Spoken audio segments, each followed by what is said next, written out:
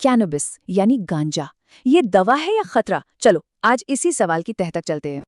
एक तरफ लोग कहते हैं कि ये गंभीर बीमारियों की एक पक्की दवा है, और दूसरी तरफ इसे खतरनाक बताकर इसके जोखिमों से सावधान किया जाता है। तो फिर सच क्या है? चलिए इसे साइंटिफिक फैक्ट्स के आधार पर समझते हैं। हाँ, ये एक नेचुरल पौधा है, पर नेचुरल का मतलब हमेशा सेफ नहीं होता। इस पौधे में दो मेन केमिकल्स हैं, THC और CBD, और दोनों के असर बिल्कुल अलग हैं।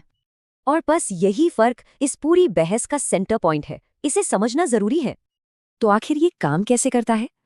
हमारे शरीर के अंदर एक एंडोकैनाबिनॉइड सिस्टम होता है। ये सिस्टम दर्द, मूड, नींद, भूख, यहाँ तक कि मेमोरी को भी कंट्रोल करता है। कैनाबिस के केमिकल्स सीधे इसी सिस्टम को अफेक्ट करते हैं, जिससे दिमाग का काम बदल जाता है। तो सवाल ये उठता है कि जो चीज़ दिमाग पर असर करे, क्या उसका इस्तेमाल हल्के में लेना चाहिए? हाँ, डॉक्टर्स की देखरेख में इसे कुछ खास और सीरियस कंडीशंस में इस्तेमाल किया जाता है। और यही सबसे बड़ा फर्क साफ हो जाता है।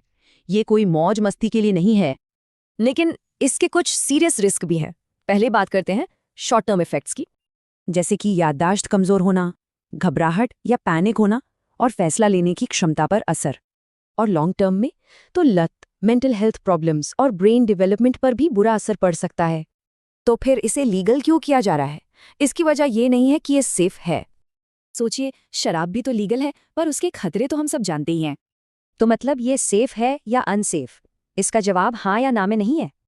ये कोई चमत्कार नहीं है और नहीं ये पूरी तरह से सेफ है। ये एक पावरफुल चीज है। इसकी सेफ्टी 3 बातों पर डिपेंड करती है। इसे कौन यूज कर रहा है, क्यों और कैसे। तो सीधी सी बात है, जानकारी ही बचाव है। आंख बंद करके इस्तेमाल करना रिस्क है।